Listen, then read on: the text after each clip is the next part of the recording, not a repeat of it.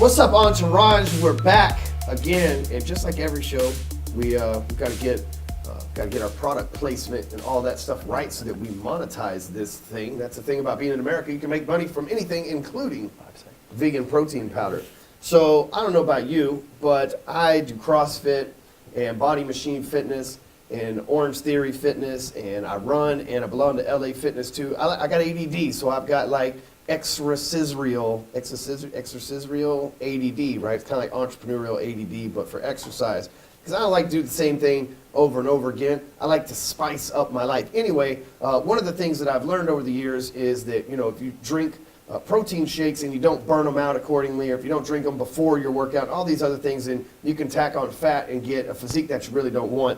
And a few years ago, I made the switch to the vegan protein powder, where it's not soy based. You're not gonna have like estrogen and have to worry about gynemasculine and stuff like that. But it is it's plant based. And if you think about it, the proteins that we eat in animals, they get their protein from plants. So if you extract the protein from the right plants, which we've done over at Integrity Driven Supplements, right? So if you go over at Integrity Driven Nutrition, our supplements here, same thing. We've scoured for the best plants that create the best protein, and then we have mixed it with fun chocolate. There's glazed donut, salted caramel, and the shit's delicious. You should totally try it out. You get big old muscles, right? Then we've got the old pre-workout. It's pink. We've even got specific for this one's for the ladies out there, but we have a male specific one as well. And then we also have the once a day multivitamins. You wake up in the morning, take one of these with a glass of water, you feel like a champ all day long, especially if you wash it down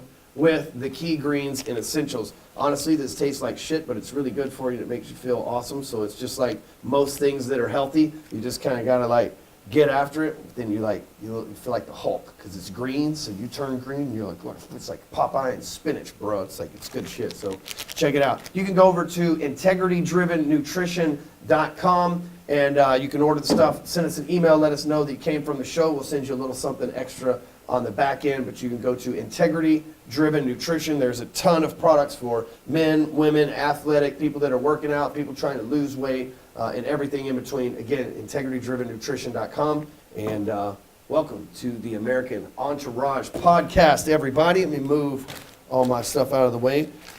What's up, Entourage? Pat, what's going on, man? Whew, man, just ready to... Did you just say shoo?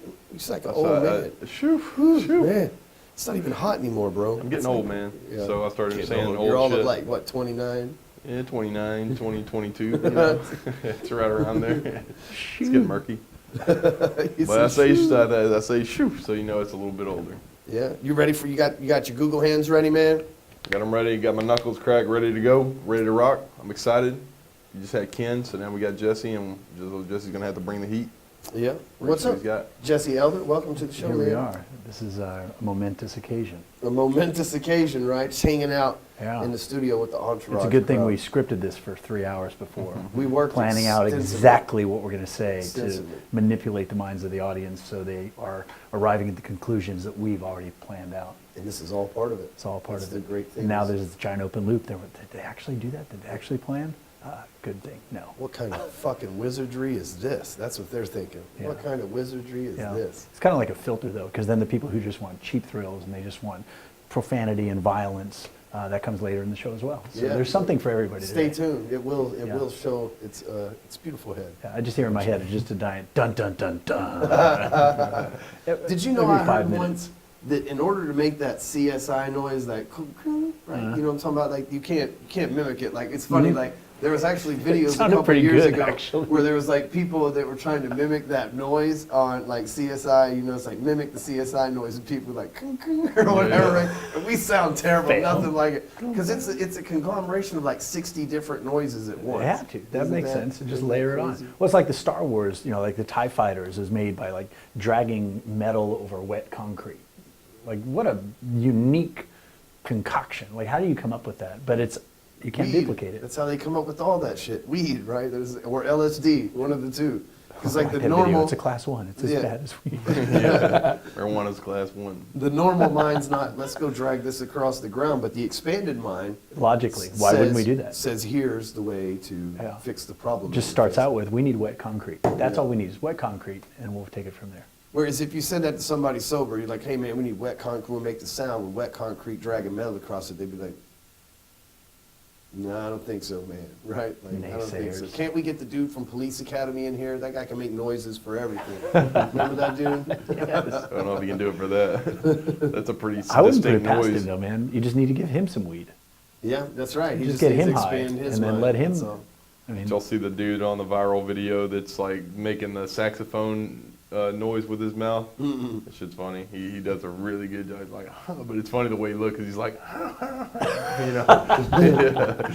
He's How kind about of the like dude doing his that- mouth that- a certain way. the dude that runs into the grocery store singing "Careless Whisper." Have you seen that guy?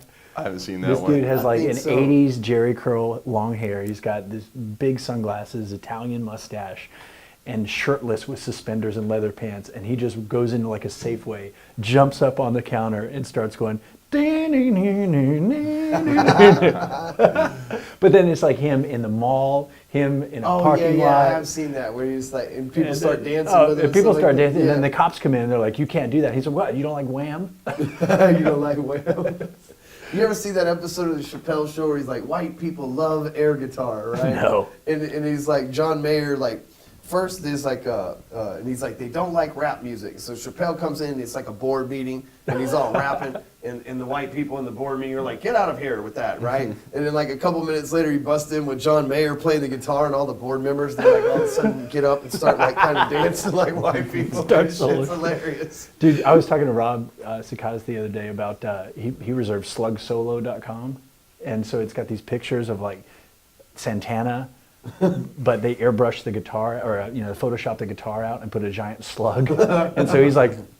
Holding these big, but then it has like all of these guitar players and their faces, Somebody just decided to do and that. their faces are all like, like holding. I have to find it, man. It's so good. So Rob, I was scrolling Instagram yesterday, and I think it was the ugly Russian Jew. What's his name? The Slut Whisperer.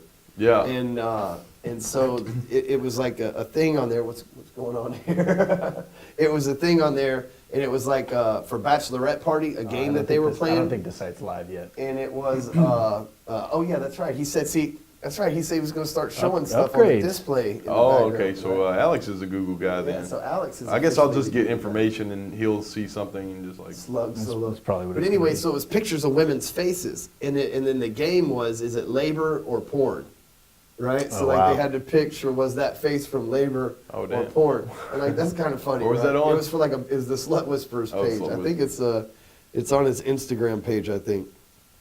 So let's Dude, see. I here. saw there's a really, it was fascinating, it was beautiful, but there's some photographer that just took 4 pictures of women's faces, like the same woman, but took one picture of just like looking at the camera, and then another picture like right before she's about to have an orgasm, and then one picture right in the middle of the orgasm, and then one picture afterwards. Dude, it was beautiful, like actually beautiful, and it was nothing pornographic about it. I mean, these yeah. women are all clothed, but I don't know how they did it, but It's just a face. They just. it's took a just their picture? face, Okay. just their face, and so it's just like them kind of looking at the camera, and just the before and after alone is like these women are liberated, they are glowing, they are just beautiful. It was really cool. It was an art Really cool. exhibit, you said? As a photographer. Oh, nice. porn or pregnant, right? And so, or porn or pregnant, and so it's like whether they're in labor or not. It's funny, man. That's a hard one to figure out. It's a hard one to figure out, you know. It's a hard one. So I don't know how we like got off quick on that really quick. Thanks a lot, Slut Whisperer. Yeah, we Good- just- good we job. just- Have you ever seen that guy? Like, you follow him on Snapchat? Yeah, I follow him. Yeah. Yeah, you can't help it, right? Because he just like goes to these like. Have you ever seen him? You're No. probably an enlightened dude. You don't watch douchebaggery shit like we do, right? So From time to time. But this guy, the Slut Whisperer, that's hilarious. They're playing like Slug fish and solos. slugs and shit. And so this dude, he like gets paid. Like this is what the beauty about America, right? This guy's a Russian, a Jew. Like in Russia, there was a lot of Jews that were kicked out a couple decades ago or whenever it was because there was like a Ukraine issue. I don't know, I'm not a historian, but anyway, kicked a lot of Russian Jews out. And this guy is like literally ugly. He's like Gary Vaynerchuk ugly. Gary Vaynerchuk's not a handsome guy, right? He's like, and they're really similar. They look a lot alike. Mm-hmm. And so this guy comes over here, starts a business called the Slut Whisperer, where they pay him like 100 G's to go to bars and pour champagne down the cracks of fucking unsuspecting girls' asses, right? Like they just come in and they just footing the bill for they this? find the thoughtiest thoughts of this fucking they can possibly find, right? Like just hoe ass chicks and get them shit faced drunk, and then this dude just like pours champagne on them and he's not touching them or anything else. He's just like very sexually suggestive, like champagne. And these poor girls got to go home barefoot, drunk, wet at the end of the night. Think about that, right? Like also that they could be on his Instagram, which has like a couple million followers or whatever the case. Wow. And it's crazy. This guy, immigrant, family kicked out of a country, ugly as shit, comes to America and figures out a way to make a fuck ton of money, getting hot chicks to do crazy stuff for him. And he's like, I love this country, right? It's like Only in America. Only in America. America. You can't do that shit in Russia. No. Right? No, you can do it can't once. go dump vodka on some hot blondes. You They could don't do give a it shit one there. time. Right. I saw a video recently, viral video where like this, they're over in Russia, and this dude lights this girl's cigarette, you know, with a match, and then or she's lighting her cigarette with a match, and then he just goes over there and blows it out for her, you know, and she does something to him, maybe spits on him or pushes him or something, but he just elbows right to the face, boom, and she goes right down, and there's people around filming and everything, and they just go on about their day. But it was just like it was like nothing. It was like Yeah, it's nothing. a different story. Yeah. Different story over Yeah, there. that's Russia, man. They're just Different like, story. you know, They don't care. It's every day in the Soviet Union. Very cool, dude. That was a job interview. Yeah. Well, you know, Louis C.K. Yeah, job interview. Louis C.K. has this bit. He's like, when I was poor, I was starting in comedy. I lived in a really poor neighborhood. It was predominantly black, right? And so, you know, you're the white guy walking down the street or whatever, they mess with you, but nobody fucks with Russians. So I learned a Russian accent. And so when like the black guys would come up on me, he's like, you think I'm scared of this shit? I came here from Mother Russia in a container, right? They would always like be like, oh, bro, it's cool. We didn't know you were Russian, right? But he goes, they would never fuck with me because nobody That's fucks with perfect. Russians. He could pull that off. He's dude. like, they started referring me to the old Russian guy in the building, and one time my friends come, I was like, he has this whole spiel about it, but it's like, that's brilliant, right? It's like, oh shit, you know, you sound like you're from Texas, you're gonna get your ass kicked. Russia? Oh shit, man, this guy's probably dropped a few chicks on the street in his day, right? And I British, think I've seen your elbow video. and British automatically adds 10 IQ points. Yeah, exactly. Yes. Like he's smarter than us. He's probably a spy. Yeah. Russian, he can probably beat my ass. Yeah, he can be Russian. Or This kill guy's me or something. relentless. Yeah, That's something's great. not That right. man, talk about just diffusing conflict, though. I mean, like, use your brain a little bit, figure out, okay, I'm not going to beat the shit out of these guys. I'm not going to be able to protect myself. So what can I do? Where's the little chink in their armor that they're going to be afraid of? And you Yep. find that and you exploit it. Like the dudes that prank the street fight, and then when they push the guy, and then the guy's like, "What? You want to go?" And he's like, "I'll go right now." Strips off his pants. He's wearing a Speedo. Yeah, I've you seen see that that one. one? Yeah, And then yeah. and they're like, "No!" Like if Changes you- their. Yeah, if you really want to fight, I mean, like in Brazil, man, like the Gracies when they were first starting out, man, everybody was fought in Speedos anyway. Yep. So- Shamrock was in Speedos in boots, like when we were watching the videos of him Yeah. fighting in Pride. Yeah. So like an actual fighter would be like, cool. You ever seen, have you ever heard of Captain Butt Naked? It's like a real dude. Google the shit. Like I'm not. Yeah, even that's saying definitely we have to look at. So it's this African general, right? And he's like a warmonger, and they attack. Like he attacks other villages and shit like that. I forget what country he's from, but he attacks other villages and stuff. Just boots. That's it. Just boots. That's And he's it. saying Captain what? Captain Butt Naked, I think is his Butt nickname. naked. Yeah. General Butt Naked. Maybe. General butt naked. General butt naked is general butt naked. Yeah. Okay. He got promoted. Yeah, you got promoted. You know, sometimes, nobody would, like, they say you got this, like, giant cock, man. You just come at you with these boots and a machine gun, and you just, like, You don't know the what's going fuck? on And until you it's too definitely late. don't want to fight him. You Until know what it's I mean? too like, late. Like, if this guy touches me with that thing, Said has led his troops naked except for shoes and a gun. He believed that his nakedness was a source of protection from bullets. yeah. Crazy, huh? That's- And this dude was like a terrorizer. He would regularly sacrifice a victim before battle, saying usually it was a small child, someone whose fresh blood would satisfy the devil. They're fucking crazy over there, man. What? They're crazy. That's a real dude. That's just, And then that's com- just good copy. And then the That's just good copy. And then the next tab down, conversion to Christianity Oh, on his man. Wikipedia, he converted. Well, dude, you know like when the British were taking over India and occupying and colonial and all that shit, the Gurkhas were like this tribe. You ever seen a Gurkha knife?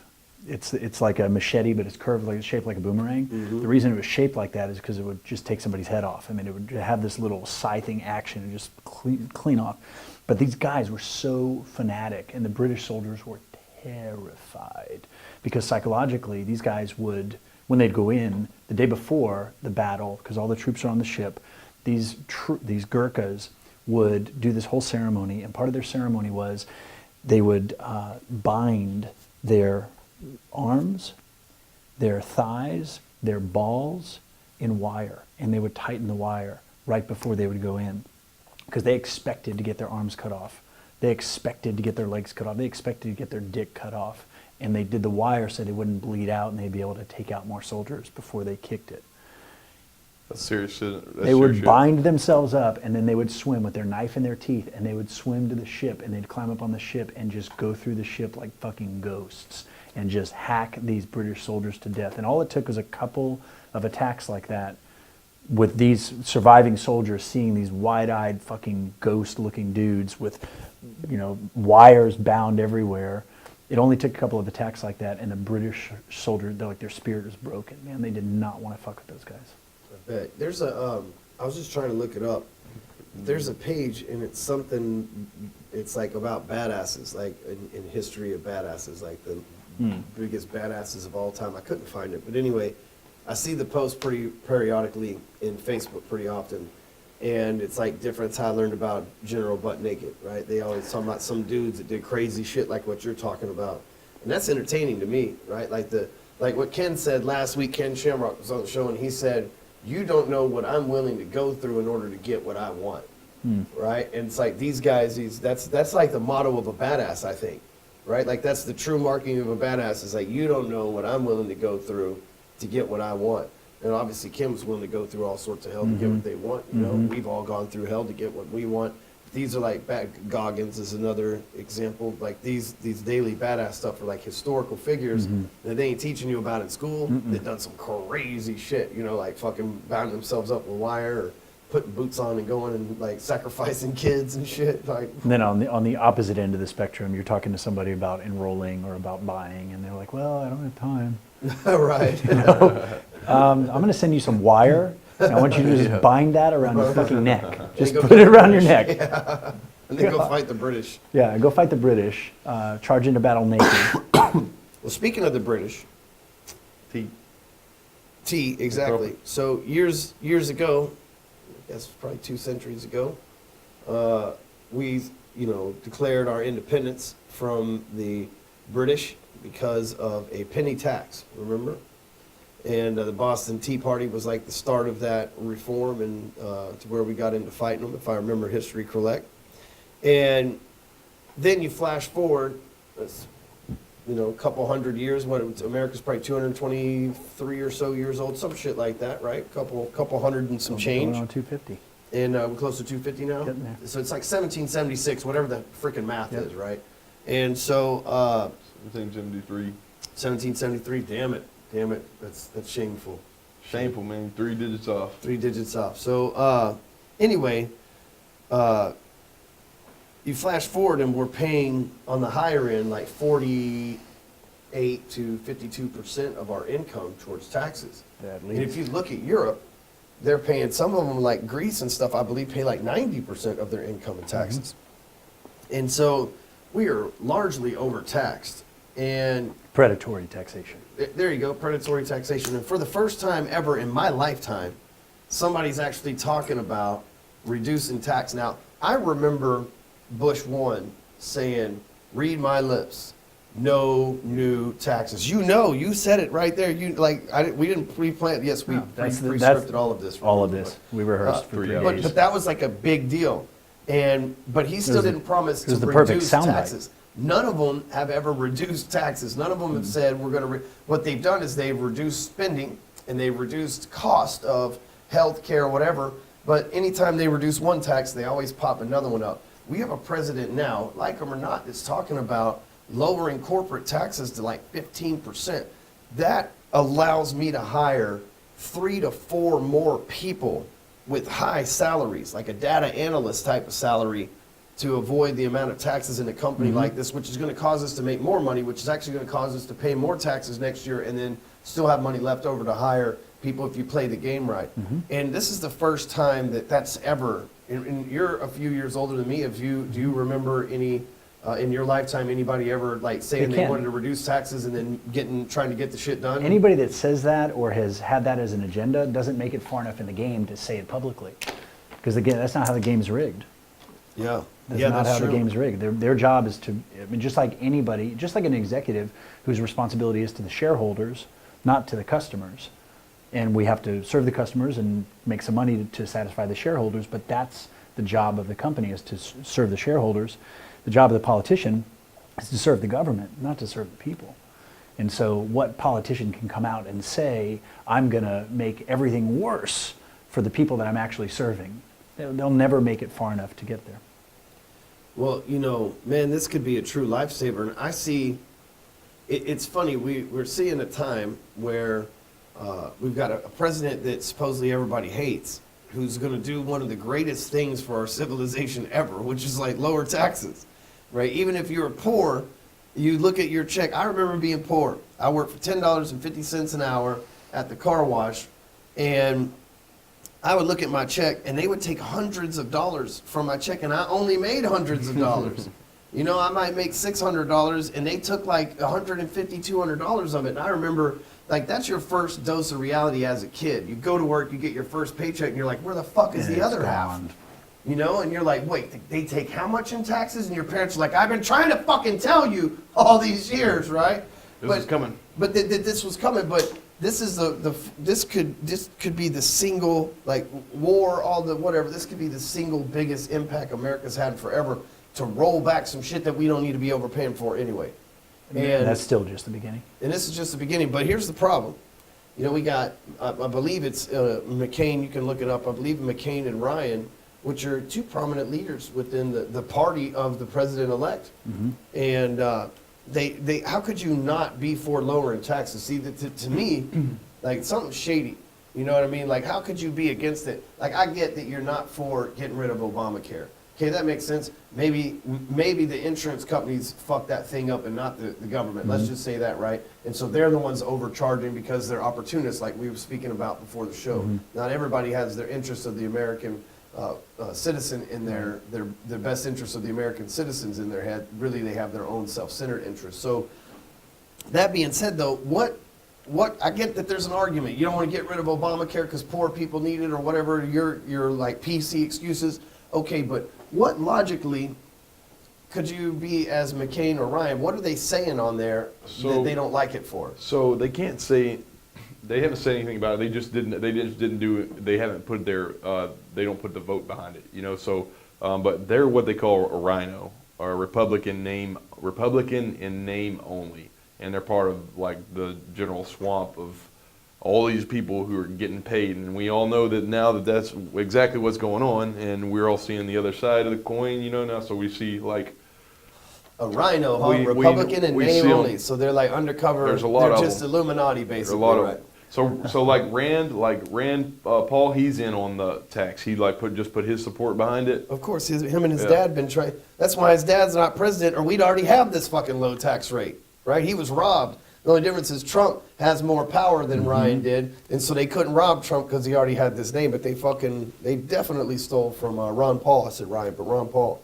And people like those rhinos like McCain, they go any way that the establishment tells them to go. So any position that would be, you would think was a traditionally Republican position, they're totally left with it. Okay, so Paul Ryan, I get it. Like, he's Wisconsin, right? Isn't that where he's at? Paul Ryan, yeah. I think so. Yeah. So he's Wisconsin. I get it. You know, he's fairly new. He's fairly young. You know, and he seems like he has good intentions. How the fuck can Arizona keep voting for McCain? You know, and I'm not. We talk about this on the show all the time. I'm like Republican, Democrat, but I don't get how San Francisco keeps electing Nancy Pelosi, and how they keep. She's 86 years old. Like, no, was it Dianne Feinstein's 80 something fucking years old? 80 fucking years old. Do you know how out of touch you are? Like, she remembers when fucking black people had their own fucking water fountain, and she was probably a senator then. You know what I mean? Like, how the fuck can this person still? Well, she stays like- up to speed through her MySpace account. Oh, yes, yes. At And her least aim. she's And got her her And aim. AIM. Yeah, don't forget AIM. They shut down AIM, so. But so they violence keep shut down. electing Not for her. McCain, and this guy's like 70-something years old. You know, and they keep electing him. It's like, I think nobody votes for those people. You know, this is, I'm evidence because, so I got this story in 2005, my house was raided by the local police. They found a gun in my home because I was a previous felon. They charged me with it. I beat the case. The state, I beat the case in the state. They turned me over to the ATF, okay? The ATF is, they charged me with felon possession of a firearm, and they're gonna give me like 20 years in prison. Well, I hired this attorney, and this attorney is a black dude that's a Democrat, and he's gonna run to be a district attorney in Dallas County. They never had a black dude, they've never had a Democrat, like he's a total misfit in this scenario, right? And they've got this guy that he's running against, and white dude, Republican dude, he's already in the office working under the guy that's leaving the position now, and so like he's a shoo-in.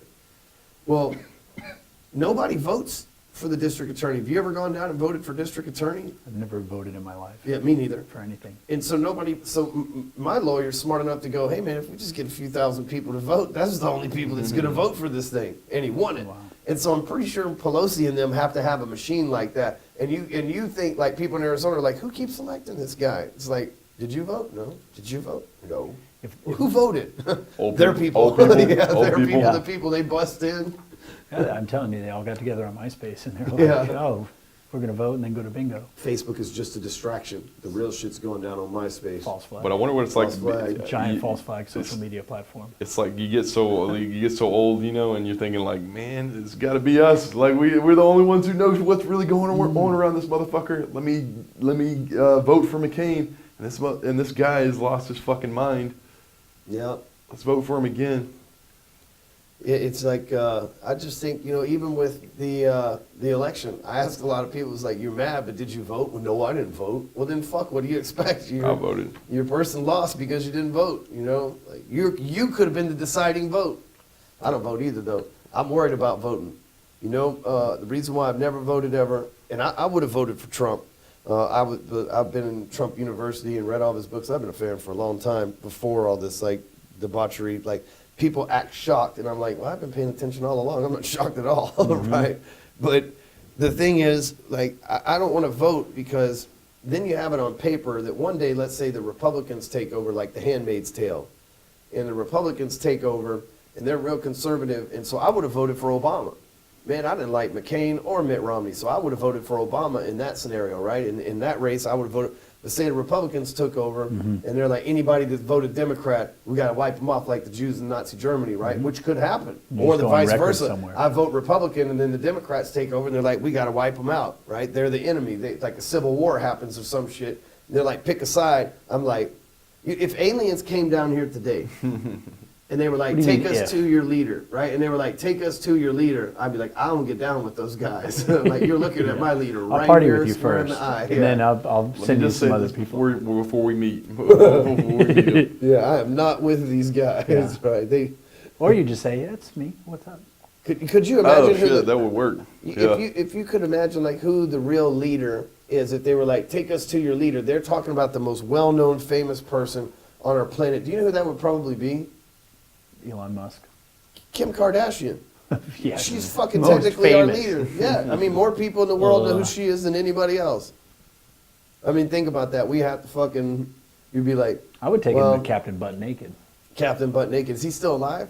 I don't think so. Hologram. But you know the thing about that though is if like if they were looking for Kim Kardashian, they'd be like, hey, take us. They're like, take us to Kim. You know, she's the leader of this place. You know, Yeah. like she's and then you're like, well, it's fucking Kim Kardashian. And they're like, yeah, but collectively, you motherfuckers match up with this person, Yeah. right on point. So whatever she says, Yeah. Average, right. And the force of average equals out the Kim Kardashian. this is like exactly who y'all voted frequency, same resonance. Oh man. You know, I saw a picture the other day. It was like, Throwback Thursday when the Kardashians looked like normal people. And it was like, what they really look like versus what they look like now. up. Shoof. And it's, yeah, shoot, buddy. Back in the day. Yeah. Back in the day, those girls. Man. Well, they were hideous. Dude, They look it like was not they even, look like Slut Whisperer, man. they did kind of look like him a little bit. Like he could be their brother. Little unibrows and stuff. And I'm not knocking them. I'm just saying, like, you know, because of some doctor, we should fucking take him to the Kardashians' doctor, right? Like, that guy's our leader. He took some bogus ass, like, hairy little girls and turned them into, like, sex icons, man. You know, like, they've ruined more great men than anybody than Julius Caesar. You know what I'm saying, right? Think about it, man. They've, like, Lamar Odom, like, NBA championship, crackhead Done. Out of now. there. Well, who's heard from Kanye West lately, man? He's like one of the greatest beats makers ever. Where the fuck is he at? I gotta check on He's Kanye. never quiet. Where the fuck is he's he recovering. at? He's fucking locked in there. You remember that song "Trapped in the Closet" by R. Kelly? They got fucking Kanye West trapped in the basement That's what it somewhere. is. He's probably just being cloned, actually. They're He's just probably cloning being it They all are right to the doing now. it next. like they did Gucci Mane. That's right. Well, if you remember, Kanye came out and he's like, "I know y'all ain't trying to hear it, but I would have voted for Trump too." Because, and then the next thing you don't hear from Kanye, never again. Like he's gone. He's Jimmy Hoffa. The media Oh will be. shit! Uh-oh, what you got, Pat? I found it. Uh-oh. I found it. So this is October 19th. That's And the date. Yesterday. That was yesterday. Oh, And so this is saying that, Fitbit got ran over. check this out, you can find the hidden meeting right here. Kim Kardashian and Kanye West are in full-on nesting mode. Full-on nesting mode. They're acting like first-time parents, says source. So you know what that's code for. He's in the basement. he's in the basement. He's That's in the exactly basement. what I'm it means. trapped in the closet. Remember that R. Kelly song? This is a closet you don't want to be in, He's though. just, man. he's You just don't in want to the, be trapped he's, in in, this. he's in the Illuminati basement right now, getting reprogrammed. Like, don't say that shit again, Kanye. Oh. But I mean, think about what we're missing. I like Kanye, right? Over the years, I used to not like him, but then all of a sudden, about 2 years ago, I was like, I've been jamming his music forever. He's just different. You know what I mean? He's just a different dude. But like, really, what pissed me off was when he got on the microphone and he's like, George Bush does not care about black people, and I was like, how do you know? You know, and that kind of threw me off. I was like, you could have said anything, but used that moment to do this shit. But he was like charged up at that moment. Maybe somebody was in his ear or whatever, charging him up, right? So, but I noticed a couple years ago, I'm like, you know, when you look at all these things, like the things that he raps about and stuff like that, he's actually trying to red pill people.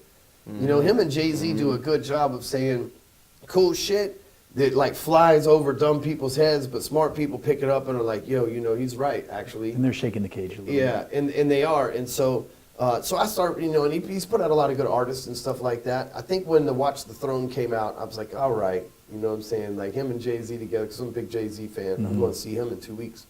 And front row, you know what I'm saying? I'm handing him a joint. Jay, it's your boy. He's going to be like, yeah. But so I started following him pretty hardcore, right? And then he just like disappeared about 6 or 7 months ago. About the time Trump got elected. It's like, do you think Full on. Kanye West is secretly Donald Trump? You ever seen Have them we in the seen same the two of spot them at the together? same time? That's right. Actually, yes, they That's were a at good Trump one. Towers hanging out a few months ago. That was the last There- time there I was seen that. Kanye They're publicly. both Holograms. geniuses, man. Holograms. They had that little meeting, and then now full-on nesting mode. But what we're missing out on, That basement is under the Denver airport, by the way. yes, under the Denver let's airport, just continue exactly. that. Yes, that's he, a weird He story. fucked my head up, man, because he's like, they're probably totally reprogramming him right now.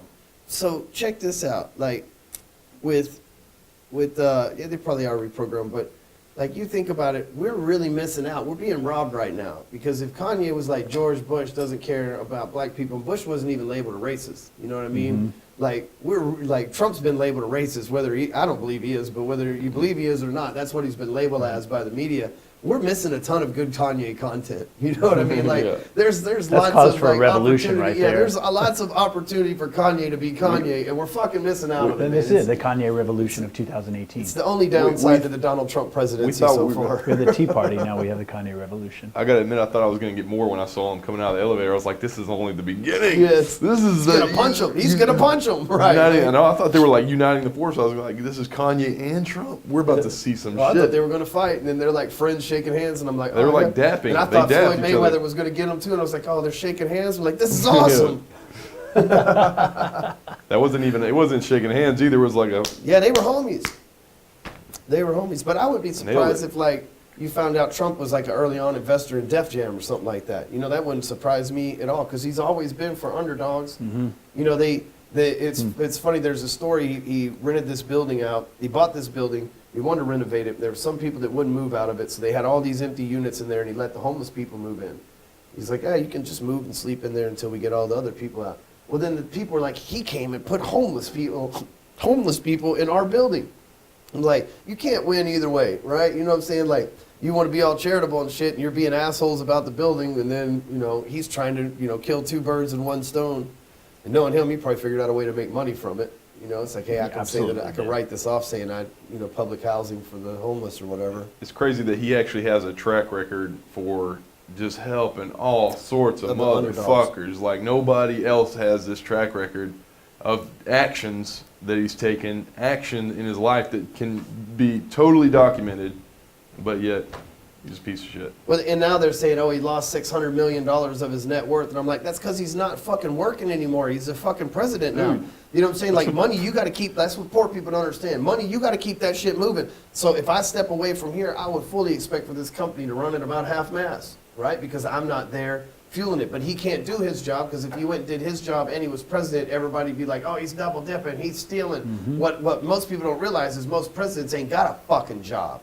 You know, most people that have been president, what was George Bush? A governor? That's not a real fucking job either. No, you know? none of it. Nobody's actually run a successful business. Exactly. Like since when? When was the last president? Like what? Carter, who was a peanut farmer. He was an actual like peanut farmer, but that's probably a bullshit story too.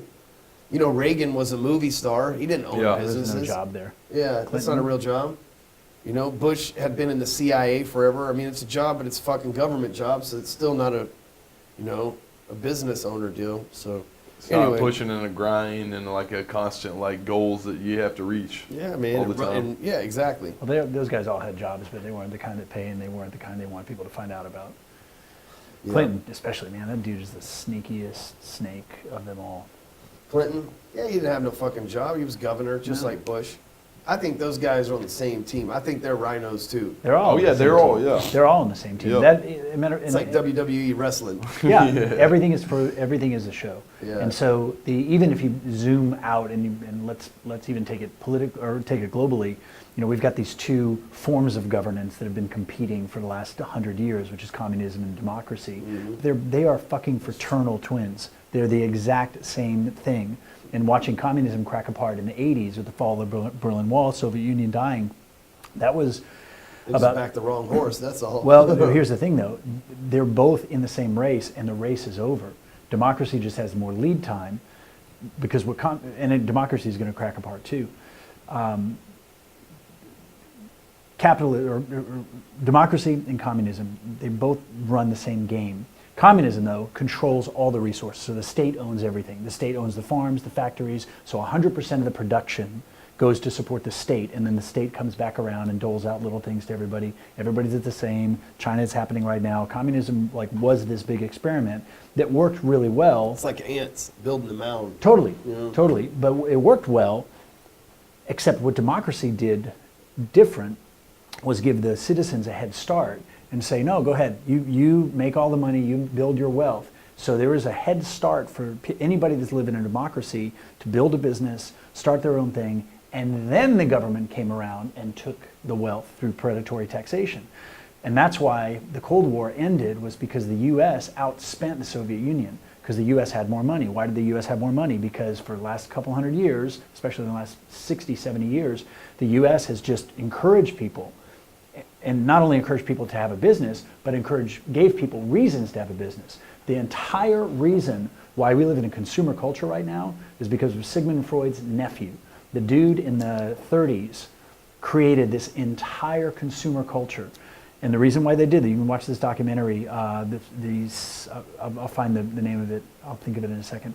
But this dude basically orchestrated the entire consumer culture.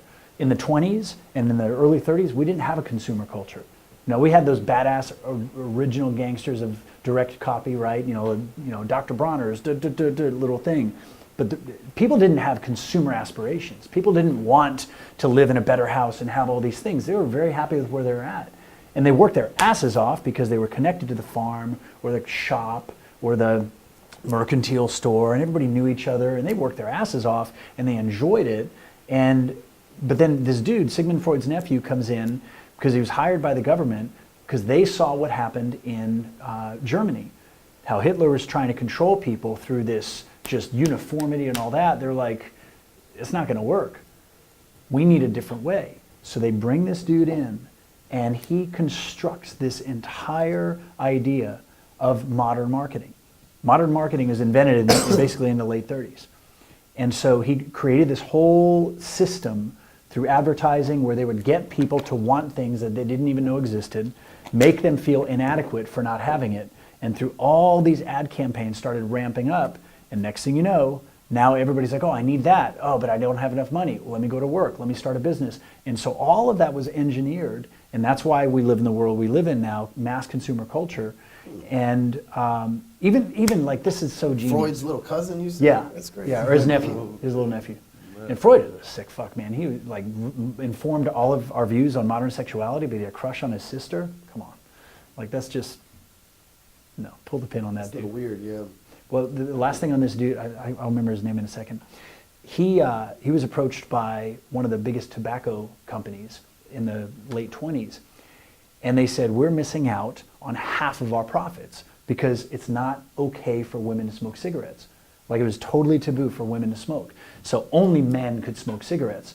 And so the tobacco companies are like, we're missing half of our customers here. Like, why don't women smoke? And it was this big taboo thing. Only men smoke. Women, still couldn't even vote back then. So there's all this stuff. But the tobacco companies are realizing we could double our money if only it was cool for women to smoke. So they hire this dude, and he just does a little study and says, all right, I got it.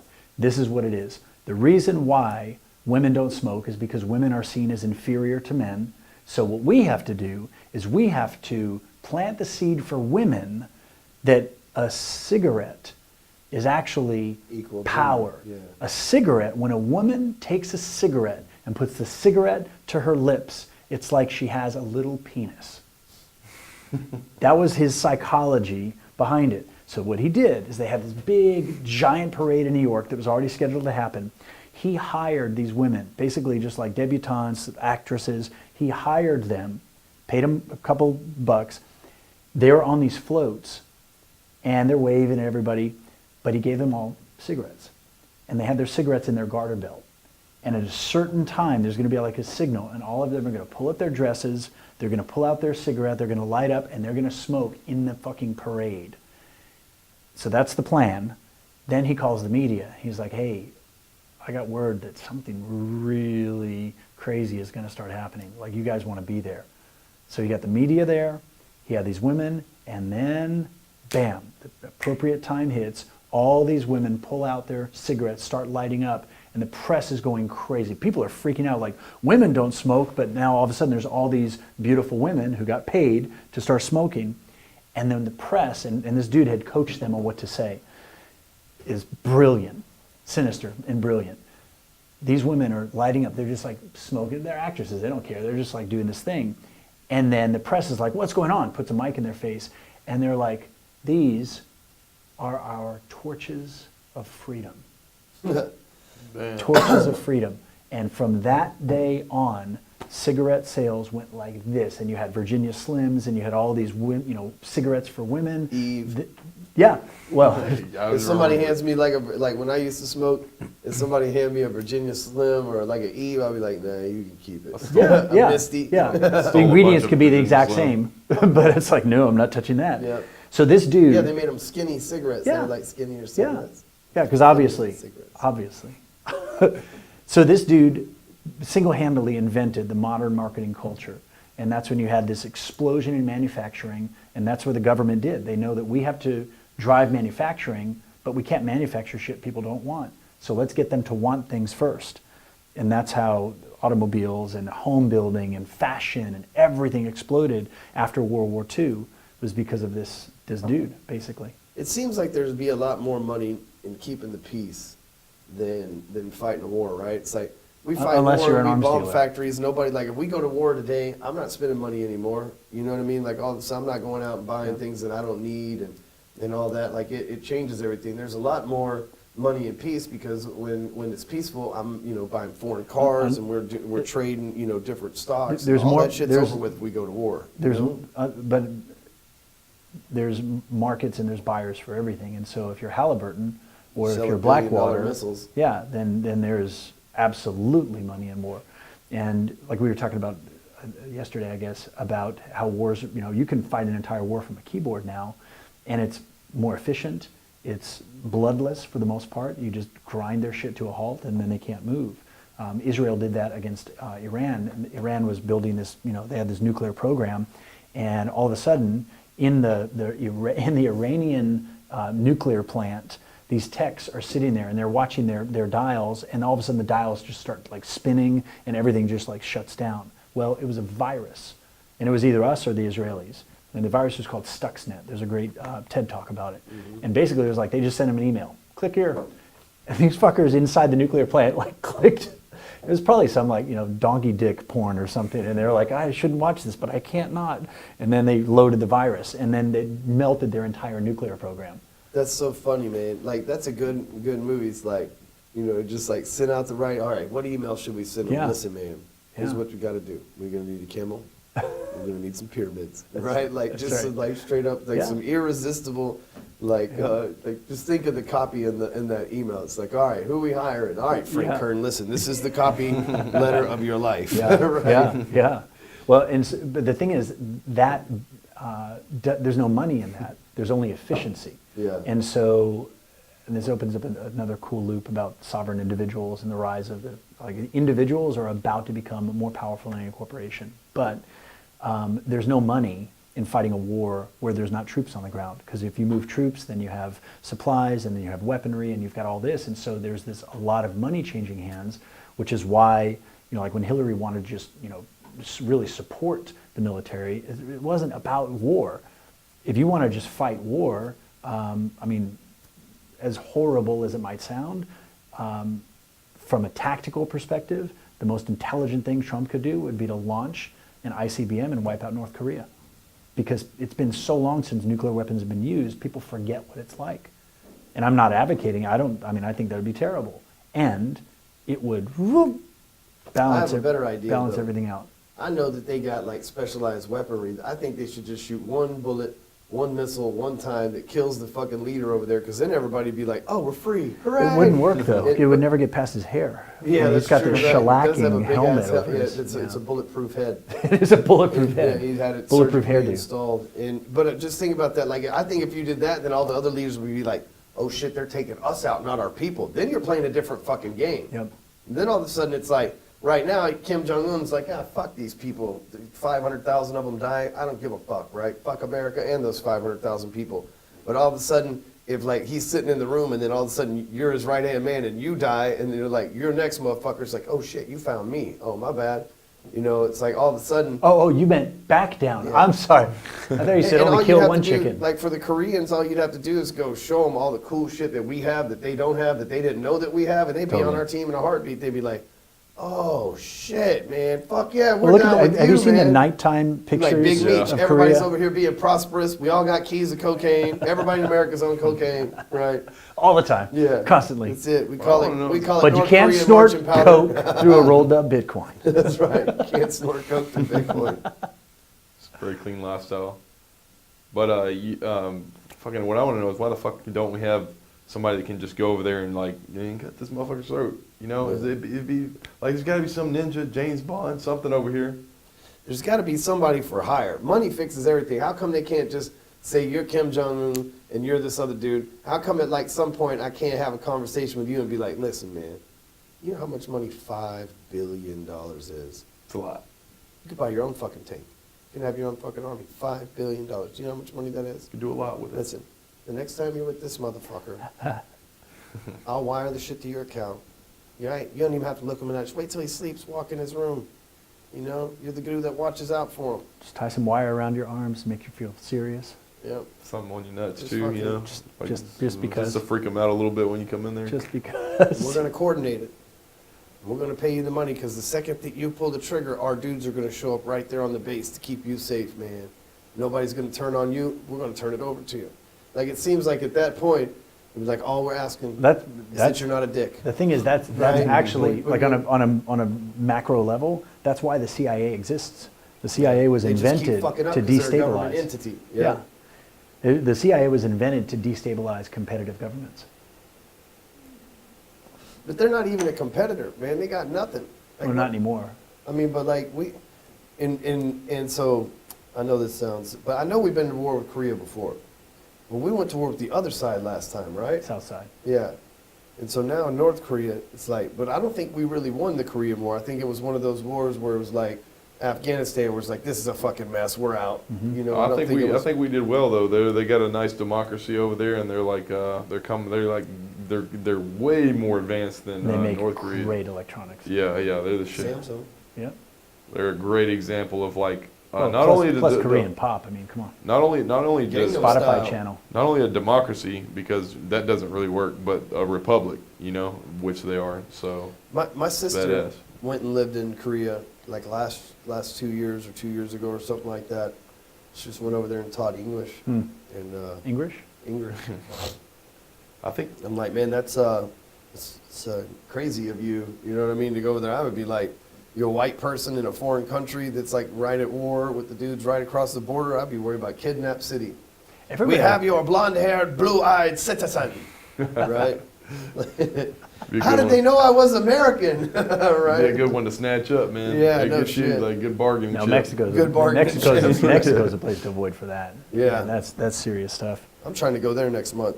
Where you try- Mexico. Everybody said, me and Pat have had this Bruh. discussion. You can probably attest to this too. People always say, oh, it's bad there, or oh, it's bad there. There's only one place in my life I've ever been that was really bad that people told me was bad. Two. I'll take 2 places. Because like I've been, like, they say Mexico's bad. I've been in some fucking dark parts of Mexico and had a great time, you know? I've never had any issues in Mexico. People were telling us when we went to Puerto Rico, they're like, those fucking Puerto Ricans will steal from you, man. They're fucking poor there. Dude, we didn't even, Man. everybody was giving us shit. You know what I mean? They like gave us shit. They didn't steal from us. They want to fucking hang out with us and offer us free beers and shit like that, dude. They're great people.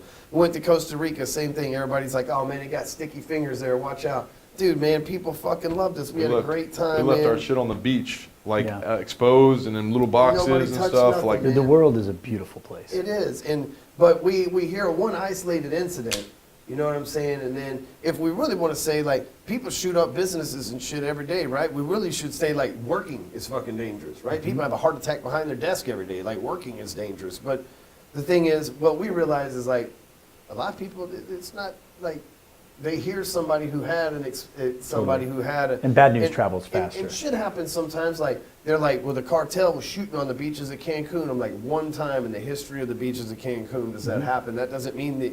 Just like because the shit happened in Vegas doesn't mean that you never go back to Vegas. Right. I was just in Vegas Monday, and like it's still running just like normal. And then, 58 people died that night in Vegas.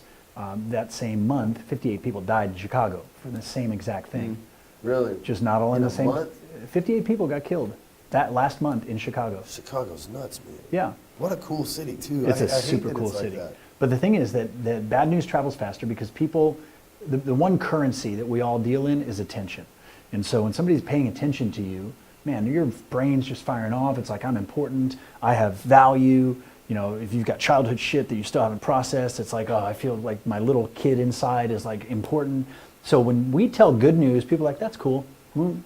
We talk about something bad, we're like, what happened next? And so your brain is just absorbing all of that, like, I feel good, I feel good, I feel good. Don't stop paying attention to me. So bad news travels faster, and I don't even have to have a bad experience. I can tell you about my uncle's bad experience that And he you're told gonna me do a about. shitty job of telling that story Totally. because it's like that game Telephone where he tells you he forgot Totally. his keys, and by the time it makes it back around the circle to me, it's like we're over here selling kilos of cocaine, Totally. right? Like it's totally different things. So like Yeah. we in the car business is what we always said: make them write it down because the more times they tell it, the bigger the story gets. Which is true shit. good. At first, it's like there's a scratch on my car. The next thing is you knocked my whole fucking fender off. I had to put it back on, right? Because the story, you get more enraged and the story gets bigger. Your logic and bigger. gets clouded. Exactly. You get all Exactly. emotional, and the next thing you know, well, and it's like we were talking yesterday about the stuff in Spain. Like with Catalonia and this Right. Catalonian vote. And none of that shit made it to the news. You hear about that? What do you know about that? The Catalonia? Yeah. What was that in? Nobody knows anything. Nobody knows. Nobody here I knows had anything heard about it like it. 2 or 3 times, and then when you mentioned it, I was like, Well, oh, so- shit, What's so- that's what's going Catalonia? on. So Catalonia is a state in Spain. So Like Texas. like we have states here, they have regions, and so Catalonia is the wealthiest region of Spain. Barcelona Like is in Texas. Catalonia. Yeah, exactly. And Catalonia is responsible for 1/5 of the Spanish GDP. So Like Texas. Totally like Texas. And I just happened to be in Barcelona the day that Catalonia had this vote. And so they had 42% of their population turned out to vote. 42%. Like a Brexit. Totally. 42% 42% of the Catalonian population voted. Wow. And 90% of the vote was to do their own thing. To become their own country. Totally become their own country. Just like England wanted to leave the EU. So it's a Brexit they want to country. leave Spain, period, and Yep. just be like their own country, no Yeah. EU, no nothing. Because they got the money, they've got Are all- they like a right wing type of place? No, but to check this out, this is what happened. And I know this because I was there in Barcelona the day that it happened.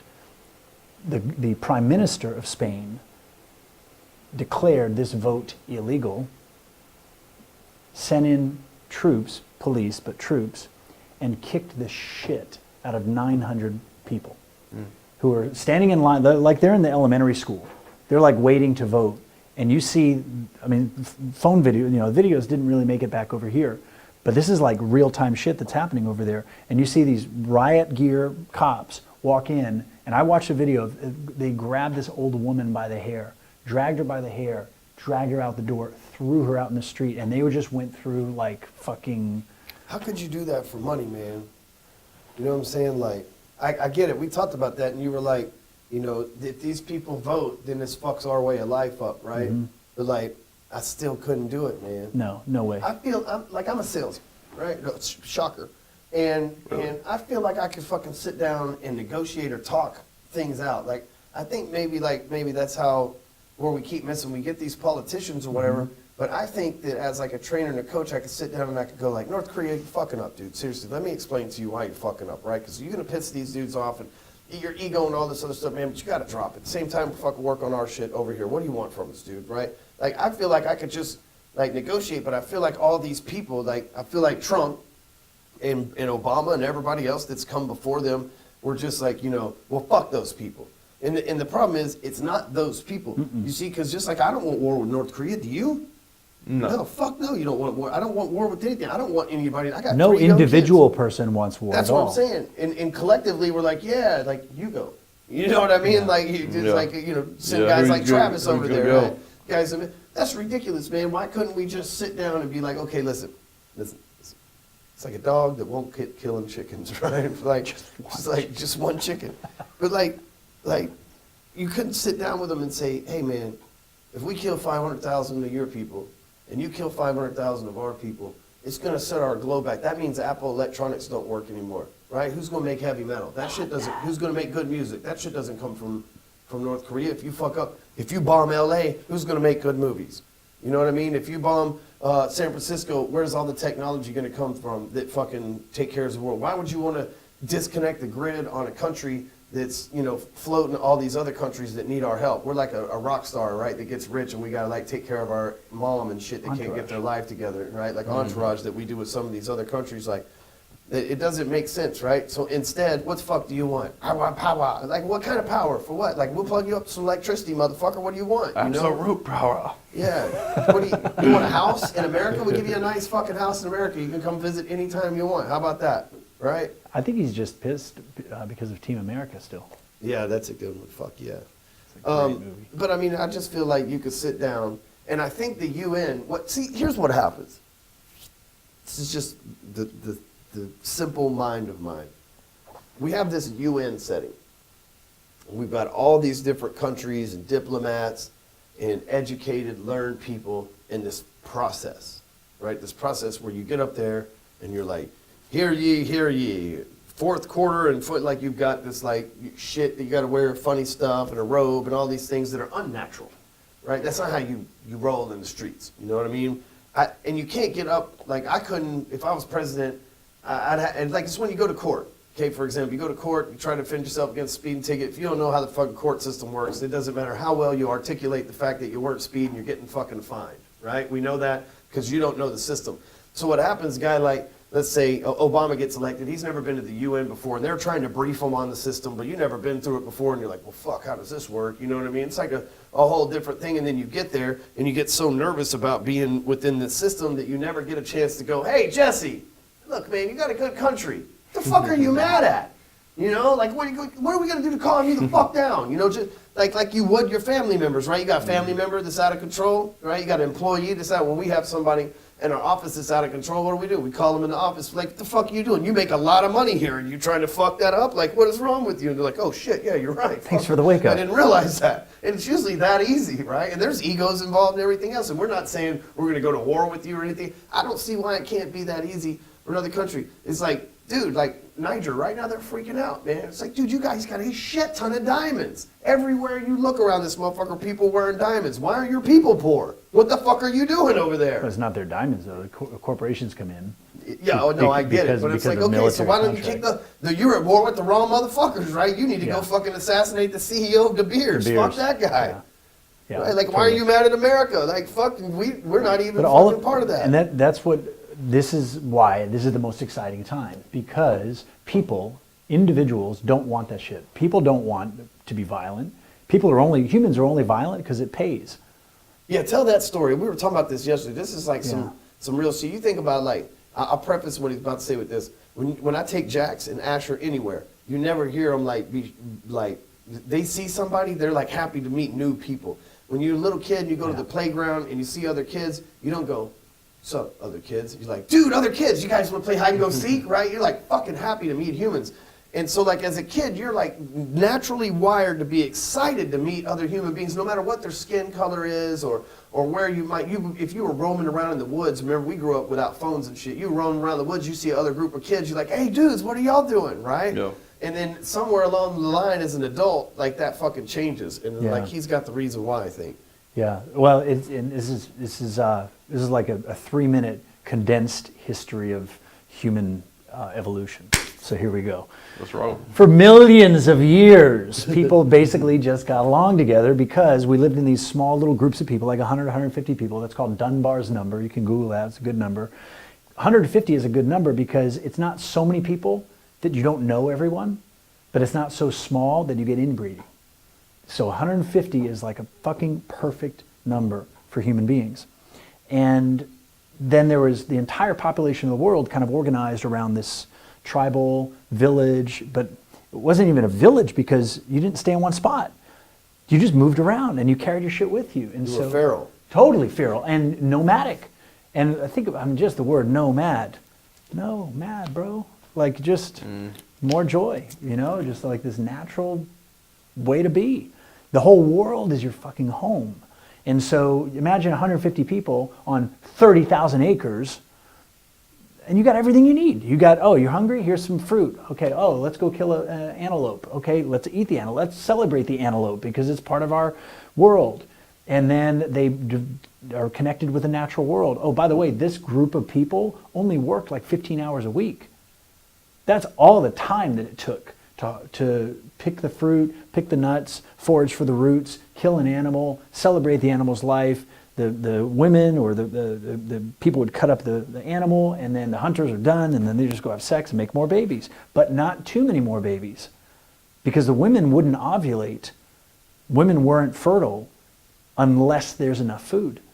If the nutrition in a population declines, women stop having their period. They just like, what's the point of having a baby if there's no food to support the baby? So in every natural environment, population and food always stays about the same. So for millions of years, humans just all got along.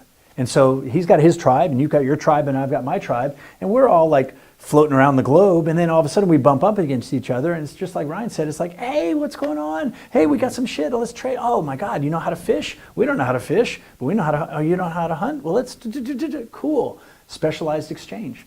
And that's why human beings became the smartest, most adaptable creature, is because we exchange specialties. We don't try and, now I have to hunt and gather and fish and make huts. No, I'm a fucking hunter. That's what I am.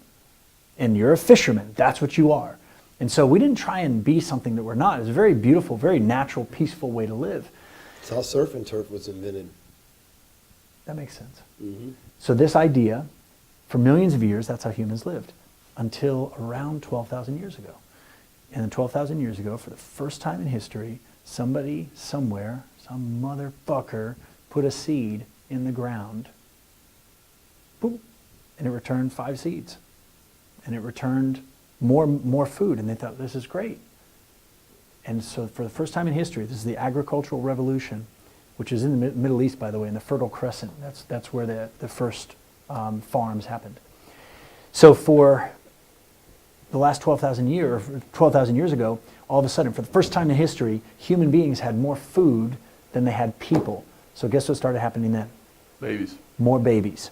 And which is cool. Like, that's still peaceful. Everything's all good. Except for this.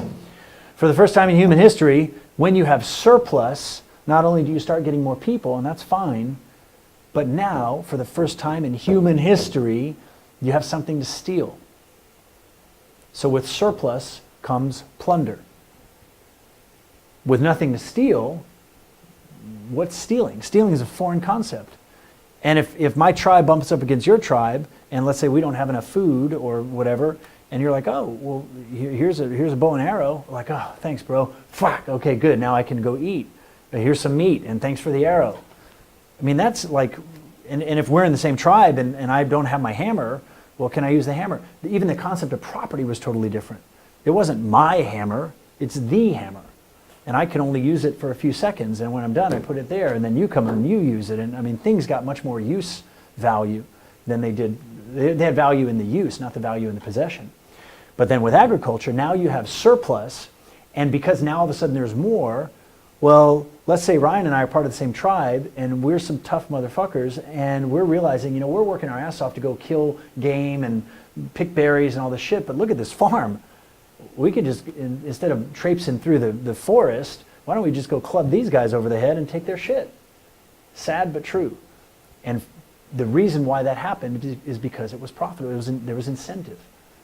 And so then these little bands of barbarians started to develop and just roving through the fucking countryside, clubbing people over the head and eating their food, except then they realized that's not efficient because then we can only eat so much and then it spoils because the farmer's killed because we killed him. Let's go find another farm. So like there's a little different sort of hunting and gathering, mostly hunting. And then they thought, this is super inefficient. Why did we kill that guy? That guy knew how to have a fucking farm. You know what? Next, Dumb people always kill the smart people. yeah, totally. And then it took generations to figure it out. And then they're like, oh, you know what we should do? Instead of killing the next farmer, why don't we just show our clubs? And we'll say, here's the choice. We're going to kill you, or you can give us 70% of your crops. Keep 30% so you don't starve, and we'll just hang out here. How's that sound? What's the guy going to do? Fight? He can't fight. He's a fucking farmer. Die or give up 70% of your crop? Okay, 70%. And then these guys started realizing, with the clubs, they started realizing, oh, now that we've got the 70% and we don't have to do anything except have a club, oh shit, here comes some other barbarians. They're going to take my stuff. It's not my stuff, but they're going to take this stuff. Let me go club them over the head. That actually worked out pretty good. So let me get some more clubs. And people became specialists in violence for the first time in human history, 12,000 years ago. And so then you developed this ruling class, which didn't actually own anything. They weren't good at anything except violence. They weren't producing anything. They could just bully the producers and threaten the producers with death. And in doing so, protect against the other barbarians that are coming in. And that is how government was formed. Damn. Boom. Fucking government. And, Government. well, and the story finishes like this, because we're at the end of some very, very cool things, and we're at the beginning of something unfucking believable. It hasn't existed for 12,000 years, and it's about to exist again. And we're alive during it. It's the most insane, perfect thing. 12,000 years of agriculture. Population keeps growing. Ruling class keeps getting stronger. Every government always controls the resources. So, like in Babylonian, or in Babylon, the reason that was so wealthy is because they controlled the water, and they controlled the water for all the surrounding crops.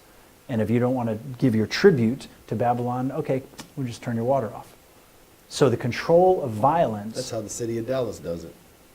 Every city does. Every country does. That's how they have to do it. And so what ended up happening is, for thousands of years, that's how it worked. And then we have industry. So over the last few hundred years, now we've got technology, and now you've got looms, and you've got reapers and tractors, and now all of a sudden things are really growing. So industry's great, but for the first time in human history, about 25 years ago, 30 years ago, wealth started to become non-physical. What does that mean? It means the microchip was invented. And for the first time in human history, wealth, again, for millions of years, wealth was just ideas. It was a skill that I know how to do that I'm going to pass on to my the blacksmith or the or even before that, Yeah. hunting and gathering. I mean, we don't have to do much of it because you can only eat so much food at a time. If I kill more game than we can eat, my It tribe's stinks actually up going to punish everything. me. Yeah. So it's like very balanced, very in tune with nature. Fast forward now to where we are. We are out of the agricultural age. We're out of the industrial age. We are in the beginnings still of the information age, which means that wealth is now ideas. Wealth is an algorithm. Wealth is what you know how to do with funnels and what you know how to do with selling. That's an idea. And we could be having this conversation anywhere in the world and still impacting people everywhere around the world, passing on knowledge and ideas. That's wealth. And this is what nobody sees, and which is fine. They will. You can only control and hold a club over something that is physical. You can't threaten non-physical wealth. If somebody came up to you and said, here's the deal, man. You give me all the data on your computer, or we're going to blow your computer away. You're like, upload. What was that? Oh, fine, take the computer. It's already on the cloud. It's already on the cloud. They can't own that. They can't control it. And they say, yeah, but then they'll get your password. No, this is why information technology, specifically encryption technology, is absolutely returning people back to the role of sovereign individual. Because encryption technology is the most simple, basic mathematical fact. Anybody, your kids are not far away from being able to do this, to be able to multiply prime numbers. That's not hard to do. Even if nobody knows what a prime number is, doesn't matter. You can Google it. It's like very easy. You can multiply prime numbers. It takes years for the most powerful computers on the planet to unravel a prime number. And because of that simple mathematical fact, you can go click, click, click, click, and you have unbreakable encryption. Download PGP. Pretty good privacy. Phil Zimmerman invented that shit. And it's a free program. Anybody can do it. I've got a public key, I've got a private key, and I can send a message to whoever I want, and only if they have my key, and I've given it to them through a trusted channel, can they read my shit. We're starting to see the beginnings of it now with blockchain. We're starting to see the beginnings of it with Bitcoin and Ether and Litecoin and all those other things. Those are still in their infant phases. But to wrap up the whole story, what this means now is that governments, communism or democracy, it doesn't matter, they're fraternal twins. And so watching communism crack apart is like watching a twin brother that you were born with die of old age. And it's like, oh shit, what's going to happen to me? So democracy's on its way out, because democracy is just another way of saying welfare state. The only way democracy can keep going is if there are producers that support the non-producers, which are basically employees of the government, to keep voting for the government, to keep things happening that way. You didn't have welfare in the fucking hunter-gatherer era. Welfare. And if you had like a cousin that was like underdeveloped or Yeah. mentally handicapped, they just like, it was just like animals. Like they didn't make it with the herd. Yeah. You know? Yeah. You had a strong family unit too back then, Yeah. and as I see it, like here in the United States, Christianity was like pretty much the glue for the families and bringing them together, and yeah. So I mean the breakdown, though, I think America has had like a huge breakdown in the family unit. Big so it's Big who time. knows what'll happen to that. But people that do have this breakdown, or people that do swing towards atheism. I'm an atheist, but I can appreciate the need for something like Christianity, especially now the watered down version of Christianity that's out there right now. But the family unit's the most important part, and I think these people when they lack that, then they go to stuff like government. They want to lean on a government. Totally. So that's where you get the welfare and. Well, and government can only survive based on predatory taxation. And what's going to happen now, and this is going to play out in the next 10, 15 years, maybe sooner, but in the next 10, 15 years, and at the time of this conversation, it's late 2017. So by 2030, and that seems like a long time ago, or a long time from now, but it's around the corner. What's going to happen is governments will no longer be able to take more than their services are worth. Damn. 2030. And what that's going to force governments to do is to become competitive on market terms. Which means, since you can do what you do from anywhere, and let's say right now that, I'm sure Texas won't, but let's say Texas did impose a 92% tax on any internet business, you'd be like, oh, but I just live here. My business is actually in Estonia. Say the politicians. And it's all legal. And if they say, well, if you live here, doesn't matter where your business is, because they'll pass that regulation, no problem. Yeah. Anything to keep the money flowing. If they say, well, if you live here, then it's 92%. You're like, yeah, you guys can kiss both my nuts, because I'm just going to go over here, where this place, maybe it's Iceland, this place offers 12% flat tax, and all I have to do is have a residence that I own. I'll go there. I'll go buy a house in Reykjavik, which are still very underpriced. Go buy a house in Reykjavik, live there maybe 45 days out of the year, preferably in the summer when it's not so fucking cold. And then I'm going to have an investment property in Bogota. I'm going to have my business still in Estonia, because you can become an e-citizen of Estonia. It costs you €100. €100, and you're an electronic citizen of Estonia. You can open an Estonian bank You're a account. virtual citizen. Yeah. You get your driver's license over there. It's a Snapchat filtered picture. Oh, yeah. They don't want you to move there. They don't want you physically there. They just want your business and your money, and they can handle transactions. You get like a dual citizenship. You don't have residency, but you can set up shop, and then whatever money you make there is Estonian taxed, and they're very competitive. So governments are about to have to compete on market terms the same way that we do as entrepreneurs. And can you imagine calling a prospect and saying, "You must pay me 90% of your profits from here on out"? And I'd be like, fuck you, man, you got the wrong number. And no. Well, that's what governments do, because wealth has always been physical. And what's the farmer going to do? Leave the farm? Leave his source of wealth? No. But we still think about that. We still think of geography as equivalent to prosperity, but it's not anymore. And it's still so fresh in our human experience that we don't think about it that way.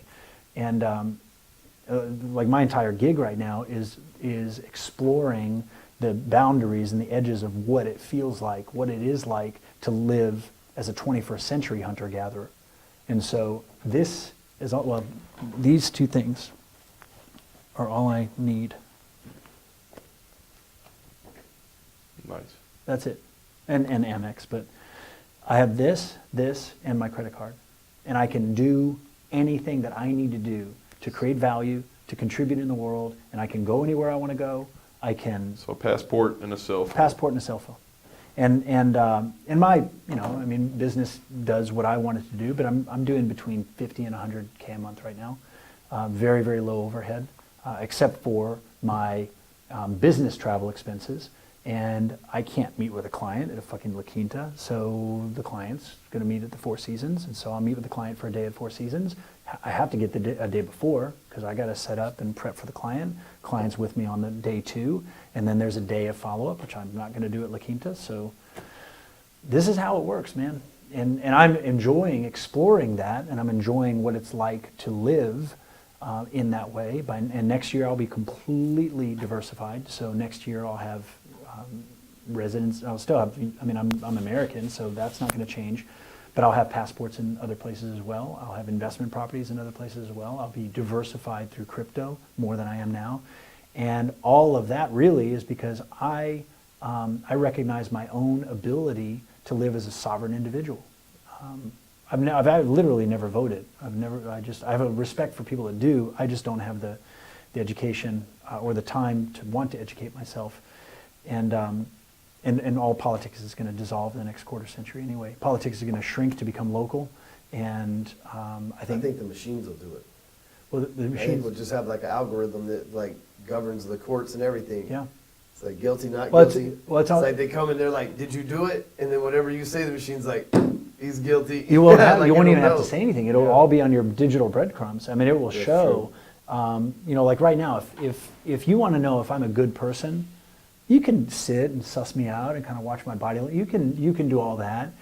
People who are more empathetic or more intuitive, they can like feel shit. They're like, I don't know about that guy, or wow, I really like that guy.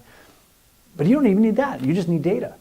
Because what happens if you compile my Airbnb reviews, my Uber reviews, any pages that I've got, and you just do this composite of how I actually am in the experience of other people, done. And it's awesome, man. That's coming. I've been saying we need a human rating system for forever. Well, there's a Black Mirror episode on that. Yeah. It was really good. Yeah, we watched that. It was actually cool. I was like, that Yeah. would be a good thing. Yeah. Ding. Season 3, episode 1, if anybody's There we go. listening in. Yeah. Just Yeah. care to be specific. But you know, like I still don't understand how they're going to determine like that's like the big thing. I've been listening to a lot of philosophers on podcasts and things like that, and the big question is like who determines what's good and what's good and what's bad. That's the big thing. Like how do you determine? Here's the best part for the about machine. it. And I love this. There's not going to be a good, a bad. To zoom way, I mean, if you want to get philosophical, good and bad are human inventions. That doesn't exist in the natural world. A star hits a meteor hits a planet explodes. That's not like some rating system, no, this is good, oh, this is bad. It just is. Humans are the ones that put good and bad. What's the difference between a terrorist and a freedom fighter? It's whoever's reporting the story. Yeah, no shit. Well, that being said, like if you have that, then if you would have the machine, like if you have a machine, it's going back to the coder stuff that Ryan mentioned. It's like the grand coder. You say it just is the way it is, like that. That's a humans invent good or bad. Well, if it is just the way it is, then that's exactly the same conclusion that a grand supercomputer would come up with. A grand superhuman artificial intelligence would come to that conclusion. That it just is what it is, and we're here fucking fighting each other and trying to figure shit out. Well, we say good or bad based on our personal, Yeah. Interest. Values, right? personal Like interests. it's bad if you punch me. You know what I'm saying? It's bad if you murder me, but in my world it might be good if I murder you because you're a threat to society. You know what I mean? Or a threat to, Right. to my tribe or whatever. So we created this whole bad versus good based on personal experience, right? It's like, and you say, no, it's for the collective. No, because like if it if it turns out that you got to go in order for the collective shit to be good, then you're like, that's bad, right? Yeah. So even though it should be good, so yeah, it's based on definitely. Well, our there personal will be increased, like even communities. The way that this has to go in order to be sustainable is for communities to shrink back to very short supply chain, maybe not 150 people, but just think about this. Like think about the fun that we're having today. And then imagine if, instead of me flying to wherever I'm going to fly to next, just imagine that we all kind of live and work in the same, you guys already do. You're part of the same tribe. You're part of the same thing. You have Yes. affinity with each other. You match up. Like you have history. You trust each other. Like all of that. Well, imagine if you just only lived in a place where everybody's on that same vibe. But your food is locally produced. Your energy is locally produced. You've got your own grid. You're totally self-reliant from a survival perspective, which is already possible now, and you don't need to be a super crunchy hippie to do it. You can actually have Lux survival off the grid now. It's not hard to do. But culturally, you're still connected to everybody because of the internet. So you've got music coming in, and you've got art, and you've got all this stuff. And then guess what? Nazis can have their own little perfect community where everybody believes that they're the superior ones. That's awesome. And then you can have, another one, and Black Lives Matter has their own community if that's what they want. And then there's another community where it's like nobody gives a fuck. They're just like, you just have to act like a unicorn. This is our unicorn community. And then there's another one, et cetera, et cetera, et cetera. And so, But it's all mixed. yeah, and then everybody can just. And the truth is, it's all mixed now. Everybody still lives on their own island. because everything operates on a certain frequency, and you can only have people in your communication, you can only have people show up in your life who are on the same frequency you are, plus or minus a few degrees. It seems like the limitations on it are there too, because it's like this tribe, like and I'm sure you have one too. It's online communities, which is amazing and like goes back into what you're saying. I don't know about the like how much in the future would be more locally everybody together, which would be, I guess, would be pretty badass. But the thing is, it's like I just wanted to comment on that because I've been noticing that and how it's like how you see them popping up everywhere now, like people just getting into their own little groups, and then it becomes your world too as you're spending more time like around these people online. It's like those are the you're like becoming a part of that. Totally. And then so you get out and then you go back into the world, into the real world, and sometimes you don't really, you're not used to lining up with people from outside of that community. That's really well said. And to think about, like, look at Facebook groups. I mean, I've seen people who are in 4 or 5 different Facebook groups, including mine, and I developed a feel for who this person is based on how I see them show up in my group, and they're very, they're participating, and they're very supportive, and they're vulnerable, and they're just like talking about like real shit. It's a private group, and cool. I've seen the exact same person go over to like Coffee with Dan, for example, and they'll be just like swearing and just like into it and all of that, and I'll see them pop into another like a meditation group, and they're just like super chill and all of this, and so there's nothing wrong with it. That people. Yeah, that's human beings. Everybody's just being themselves. When I was speaking at Ryan Moran's event a couple of years ago, and I spoke in the morning, and then Gary Vee spoke later that afternoon, and I had people coming up to me after my talk who were just like, man, that was the best speech I've ever, like, I know you're talking to me, man. Wow, like I'm touched, this is great. And very, just like peaceful, and like, wow, I just let go of all this stress, it's awesome. Fast forward 8 hours, and Gary Vee's on stage, and the same person's raising their hand, yo, Gary, fucking love your shit, man. Yeah. And they're talking like him. Yeah. Every They human do, being, man. we're all malleable, man, and we just behave in the way, back to what you said, Ryan, about our self-interest. We just behave in the way that makes us feel good, period. That's it. And so the people talk about, I want to change the world. Which world, motherfucker? There's 7.5 billion perspectives. So how about just go to change yours? I kind of like this place. I love it, man. It's my favorite one yet. It's like a tribe leader too, like Ryan, like say he's broadcasting this thing like every day I'm here around him, and so I'm getting these habits and everything. Yeah. I'm reading these books he's talking about, but at the same time somebody smooth over in Canada, all the way over in Canada, is getting the same they're molding the same way. Yeah. And so like that person, if I come into contact with them and like face to face, then it's going to be, I'm going to see a lot of the same things. I think that's Have a really great conversation. I think that's a really important point, because you're close to, let's call you the source for this, and you're close to the source, but you're the source to other people and outside of this, and so each one of us is like a little node on the network. But because you're close by choice, you've chosen to align yourself with Ryan and to be vibing on the same thing, building the same things, and then look at what's happened in your own life as a result of continually making those choices.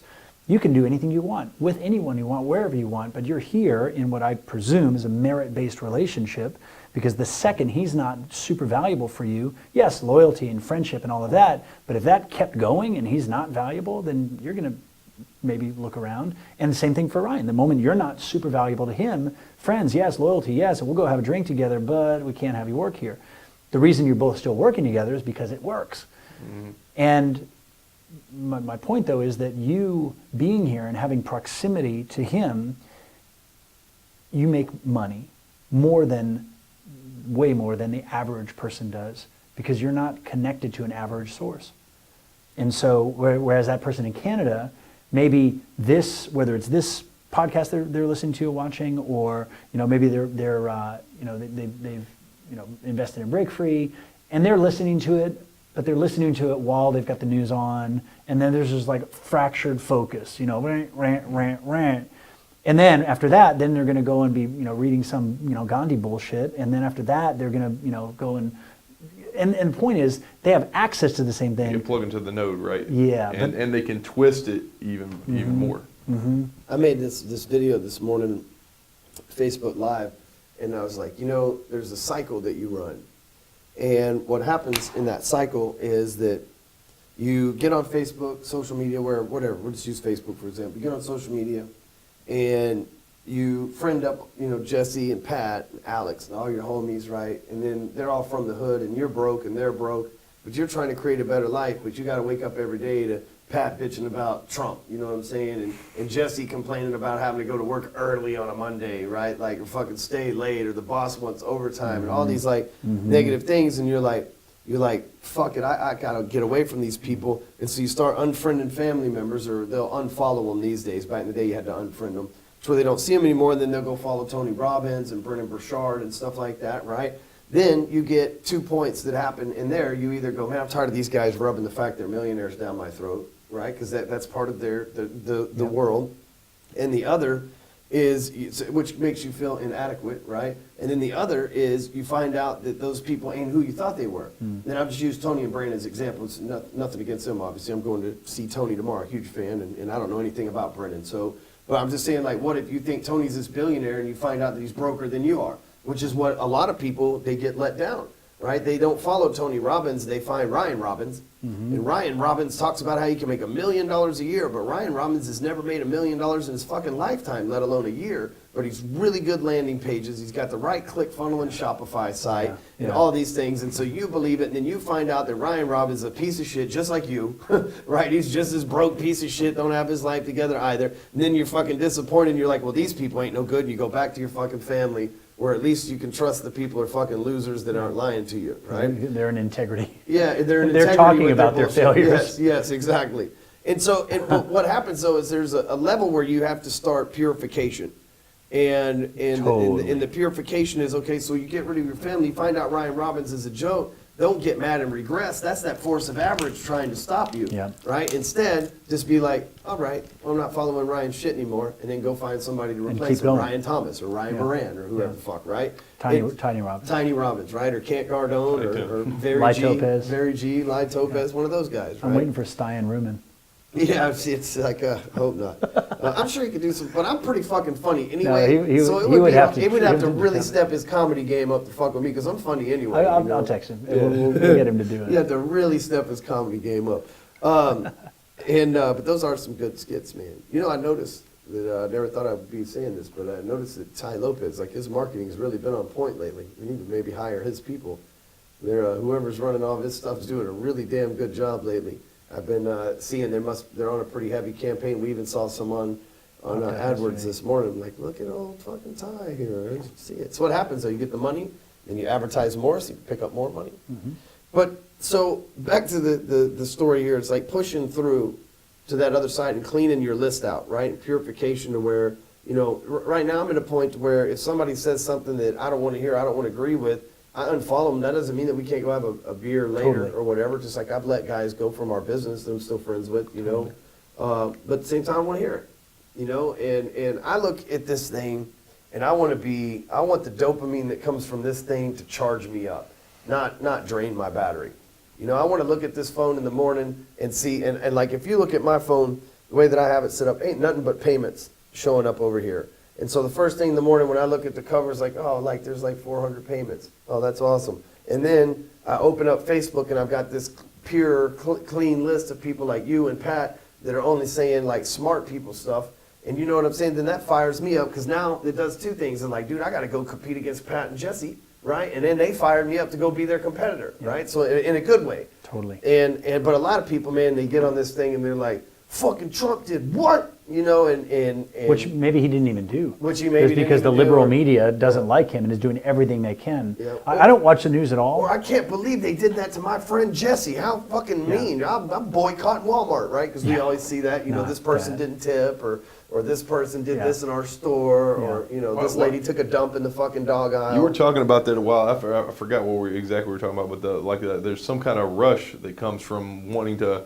You view the bad shit more and just go down those rabbit holes. Our biology is still outdated. It's wired for that. Yeah, the limbic system, the amygdala is a little piece of your brain, which as marketers, that's what we're talking to first.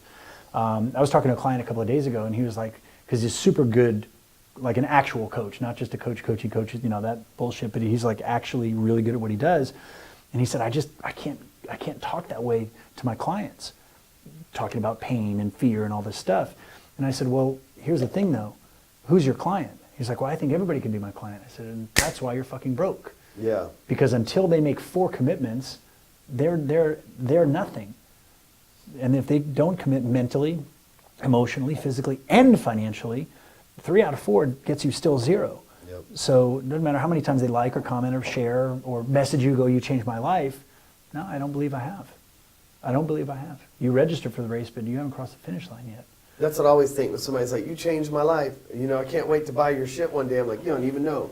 Your life hadn't even been changed. You know, it's like, you know. You don't know what change is. Yeah, you're just picking up fucking chicken scratch free shit and, Well, and they doing want the- something with it. Imagine if you gave a few dollars. And they want the dopamine, especially as you continue to rise higher and higher and higher, people will get the dopamine hit from telling their friends, oh yeah, I was messaging with Ryan the other day. Yeah. Oh no, I used to do, I mean, shit, I still tell people all the time. It's like me and Frank Kern be text messaging back and forth all the time, Yeah. you know? Yeah. And like, I felt that way about him before I even met him, you know? And so it's like, so I feel the same thing. I just said it on camera now, you know? Just to point that out and further drag that point out, you know? Well, dude, I think we've been rolling for about an hour and a half now. And there's one thing that I hadn't said that I want to say before we finish this thing is I see the stock market's up and I see ISIS surrendering. What more do the American fucking people want? Right? Like there's 2 things that are in like 2 things that matter a lot, right? The economy doing good, the stock market's a direct reflection of the economy, and our bad guys surrendering, right? It's like, fucking Lord, give me power, money, and may my enemies die. And that shit's happening, and people are still mad at, like, and I'm not saying just Trump, but like people are finding shit to still be mad at. I'm like, and it's that amygdala thing that you're talking about. It's funny that we're able to tie these 2 in together. But I mean, we have so much to be fucking happy for right now. I mean, every day I look on the thing, it's like ISIS is surrendering here, ISIS surrendering here. We have never, now I've been in war. I've been like living in a war since Desert Shield. Remember that shit? Right? I've been living like my life. There's been a war going on in my lifetime since Desert Shield. Right? That's a long fucking time. It's like 91 or 91, 92. yeah. It's been the war as long as I've been born, right? Yeah. As long as I've been alive, yeah. Yeah. And so now for the first time ever, I'm seeing the ISIS surrenders, and we never saw Al Qaeda surrender. And then when they killed Bin Laden for some fucking stupid reason, they dropped his body off in the water. That doesn't raise any red flags on, right? Totally normal. Yeah, it's totally normal to not fucking bring somebody. It's like you die in a traffic accident, they bring you to the morgue. Like if you're on the FBI's 10 most wanted list, like they bring your fucking body back. But anyway. The reason is believable. They didn't want to offend anybody. But what if God what forbid. if the body Yeah. just fell off in the ocean and then a shark gobbled it up and the dude's like, oh fuck, I didn't mean to do that, and they're like, it's cool, man, we'll cover you, man, like you're good. Barely Right? what's That safe. would be a lot more, it's like, dude, like that's probably what happened more likely than it's like the Navy SEALs get there, they bring the fucking body back, and it's like fucking Jethro, first mate, it's fucking deck Swabbing washer, the deck, accidentally swabbing fucking knocks Laden him right over off right the- in the middle of the ocean, and they're like, oh, y'all didn't want me to throw that away? Right, he didn't know there was a body in the box or some shit, you know. So, fuck, dude, what do we tell him? Let's make up an elaborate lie about religion. Ceremony. Like, oh, this is going to cause a lot of fucking conspiracies. Well, and the last point I'll contribute here, these are things that are happening that are positive, and there's always things happening that are positive. And when we think about the people, whether it's the American people, North American people, first world people, black people, white people, anytime we make a generalization, you know what the greatest minority on the planet is? The individual. Smart Smart people. people. My man. That was awesome. Good thing we scripted this. The great, I see you paying attention. that was pretty Yeah. good. The greatest minority on the planet is the individual. And most people have forgotten that they're actually individuals first. And because people are disconnected from their own sense of individuality, then they will go to the next thing, which is race, collectivism, religion, politics, economics. I have friends. My friends are so diverse. I've got a friend who's a Muslim. I got a friend who's a Buddhist. Oh, yeah, guess what? You all have fucking country club membership, and you all play golf every Friday. You're not that fucking diverse. Or no, my friends are all diverse. You know, I got a white friend, I got a black friend, I got a Jewish friend. Yeah, and you're all fucking broke. So don't tell me you've got diversity in your friends. You don't have diversity in your friends? Have a friend in every religion, every nationality, every race, every economic level, every sexual preference. Then, after hanging out with all those people for a few years, then let's talk diversity. But people... I think we're friends with all those people on Facebook these days, though. I would say that You I've can got be. every damn thing covered possible on Facebook. Well, you do. You do. As an individual, you do. And that informs your worldview, and it speaks to your curiosity about the world, how much you want to learn, how much you want to help people, how much you intend to create for yourself and your family and your business. I mean, that's you. That's the little peephole that you're looking through. But politics is the game of getting everybody to think that we all want the same thing. Yeah. It's bullshit. We will never, ever all want the same thing. And so the greatest thing somebody could do is to begin to get in touch with their own personal preferences. And just like a browser that's not loading fast enough, you keep refreshing that shit and keep refreshing your own personal preferences and say, is this what I value now? How about now? Is this what I still value now? How about now? Because anybody who's still locked into old thinking and old labels, I am a fill in the blank. Well, what happens when the thing that you thought you were, it's like, grandma's old rocking chair. It's been in the family for 10 generations, except the runners have been replaced 8 times, and the legs have been replaced 4, and the seat has been swapped out 3 times, and the rails have been, it's not the same fucking thing. But people talk about America.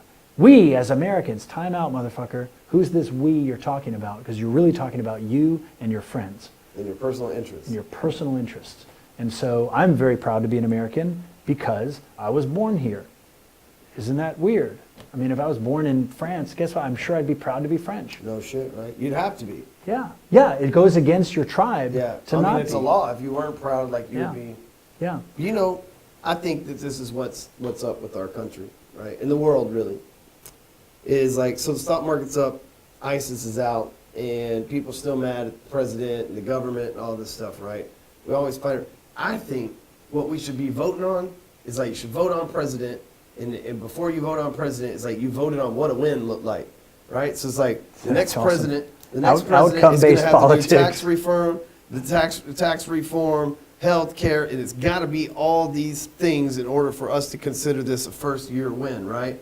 And so, like, the world votes that those are the most important. It could be 65 to 45 or whatever the hell, right? And the whole world votes over here to 35, not 45. The whole world votes over here on what a win looks like, right? Or the president comes out and goes, here is what a win looks like, right, from the people. And so then you elect the president based on his ability to make that win. And at the end of the year, if he didn't do all that shit, like, you're a loser. You know what I mean? You didn't win like you said you were going to, because these are the things you needed to win at. But instead, we have some stupid campaign promises, build the wall. What the fuck we need a wall for? I joked last week, but it's really not funny. Like, there's always a sense of truth and humor. But it's like, I hope they do build a wall, because then when the rest of the country loses their mind, we only got to cover the other 3 sides of Texas, That's right. And so, but I mean, we don't know what a win looks like, right? So like the stock market, yesterday I posted on Facebook, like, stock market's up, right? And they're like, oh, well, it's all relative to blah, blah, blah. And I'm like, I made $40,000 in the stock market this year, so it's fucking up for me. You know what I mean? Like, I don't give a fuck. Like, I don't know what you're complaining about. Your reality's on point. Yes, my reality's, and like ISIS out. It's like, oh, well, it's because of this, and then there's this other thing started. But like, still, bad guys are surrendering. That's always a good thing.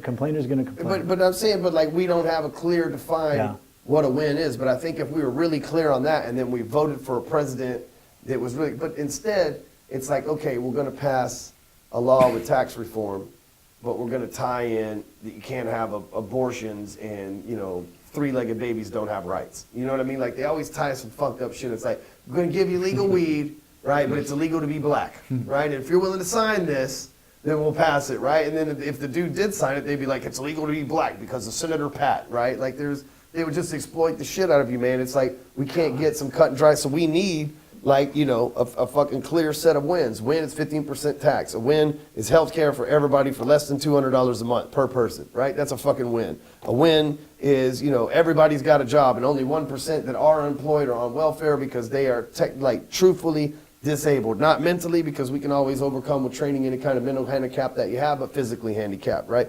And like, these are the wins. And at the end of the year, we run all the numbers and we're like, all right, you get to Check. stay again. If not, then we reassess what wasn't won, make a new list, hire a new dude. That's how you run a company, right? At the end of the year, if I don't make this company do $5 million, we missed our goals for the year. I'm gonna have to start reconsidering how the hell I'm gonna run this shit, you know?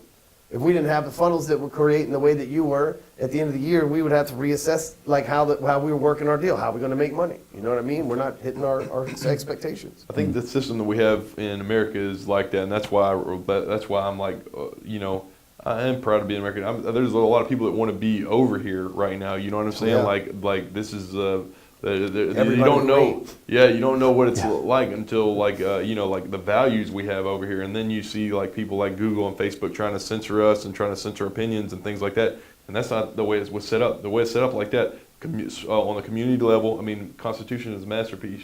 The American Constitution is a masterpiece. They figured out how to make government actually work, and we'll Yeah. see.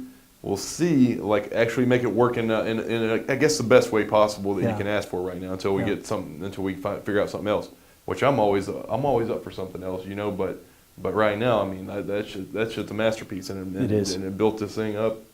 Like, but that's the way it works. Like at the community level, everybody gets together. It's a republic, so it's like not a democracy, and it just they come together and at the local level and figure it out, and then make that. And like the federal government's supposed to have very little power, but It's not happening that way anymore. Yeah. But, you know, you're right though, Jesse. People are gonna complain no matter what. You said it, you know. We could all have $1 million in our pocket, and then you win and you get $2 million, then they bitching. Everything's that relative. They don't have It's $2 the million. Matrix, man. They built the robot world, and the humans couldn't deal with the perfect world then. Yep. Yeah. Well, and it's the, maybe on a more philosophical conclusion, and then I'm going to be quiet because I want to see y'all rap and bump fists at least one more time. The ability to be happy without more is a master fucking skill.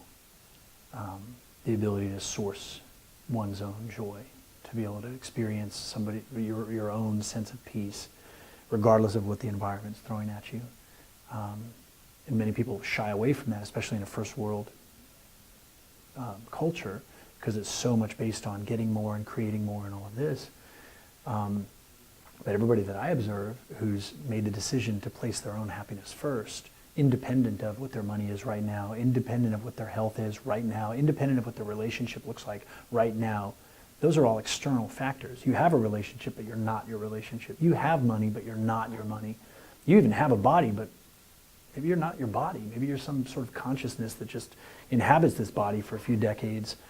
So if you begin to look at it like that, and happiness is self-generated, well then, fuck man, everything you do is then from that place of peace, that place of happiness, that place of joy. And then you're creating because you get to, not because you have to. And then think about the dudes that roll into the club who always pull the finest. It's not because they walked in there to pull the finest. They were feeling good when they walked in. And fineness is attracted to that. They didn't walk in to feel good. And that's the dichotomy, man. When people start to figure that out and they realize I don't need anything to be happy, I appreciate everything that I have, it's like some weird sort of cosmic Google just starts spilling all the shit to you. Need nothing, appreciate everything, you really can have it all. That's how the cold, cruel bitch of the world works, right? You act like you don't need something, it tries to give you Yep. more of it. Perfectly consistent. Yes, that's why we call her Mother Earth. That's right. Because Father Earth wouldn't be having none of that shit. so. Father Earth would be taken off the belt. Well, Jesse, thanks for hanging out with us, man. Pleasure, man. Really good Man, hanging with you guys. Good times, man. Pat, we didn't have you do much Google work, little bits No, today. it was good, man. I was listening to Jesse. He was just fucking rapping over there, man. Yeah, man, this dude's enlightened as shit. Yeah. So I appreciate that, man. And for those of you watching, check us out. You can catch all the replays on American Entourage on YouTube or AmericanEntourage.com. Make sure you leave us a review on iTunes. We're trying to grow this shit. You know what I'm saying, dog? Hook us up, and we'll catch you next week. Later. Later.